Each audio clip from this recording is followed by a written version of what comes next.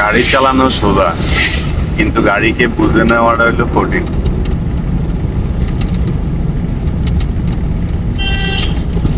এখানে অটোগুলোরে বুঝে নিতে হবে যে কে কোন ধরনের আচরণ করবো আমার সাথে, আর ওটা চট করে বুঝে নিতে হবে। হ্যাঁ,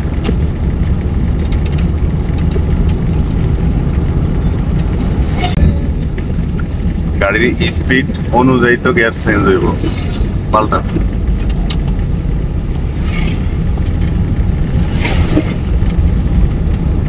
চিন্তা ভাবনা গাড়ির দরজার বাইরে।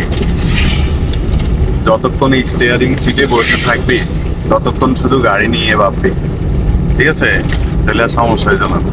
আর যদি স্টিয়ারিং সিটে বসার পরে অন্য কিছু ভাবনা চিন্তা করো তাহলে কিন্তু সমস্যা। হ্যাঁ, ড্রাইভিং করা অবস্থা মোবাইল টিপা বা মোবাইলে কথা বলা নিষেধ। কি কারণে? ড্রাইভাররা অমনোযোগী হয়ে যায়, মনোযোগ কই যায়, কথার দিকে চলে যায়, যার কারণে দুর্ঘটনা ঘটতে পারে। যার কারণে মোবাইলে কথা বলা নিষেধ, বুঝা গেছে? আর যদি দুই দিকেই মনোযোগ দিই, সুন্দর করে ড্রাইভিং করতে পারে, তাহলে তো আর সমস্যা নাই। 3 নাম্বার গিয়ার। এখন কয় নাম্বার আছে?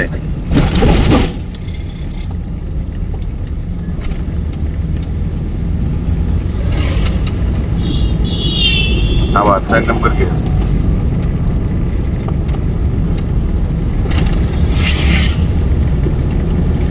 যে কোনো কাজ করার আগে বুঝতে হবে, তারপরে কাজ করতে হবে।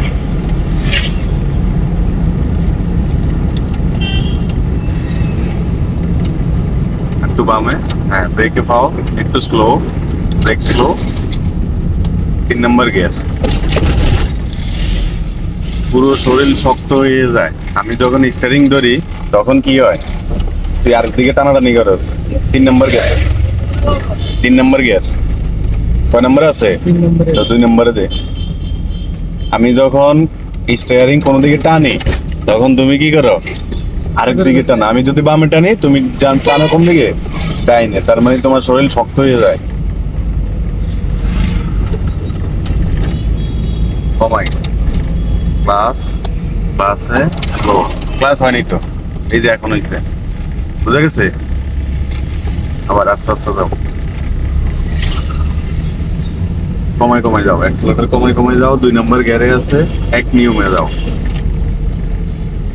কি বলছিলাম? 1 নাম্বার গিয়ার আর 2 নাম্বার গিয়ারে যখন অ্যাক্সেলারেটর ছেড়ে দিবা তখন ক্লাস করবা, বুঝা গেছে? ক্লাস করনি, এখন করছো, ব্রেকে পাওয়ানো।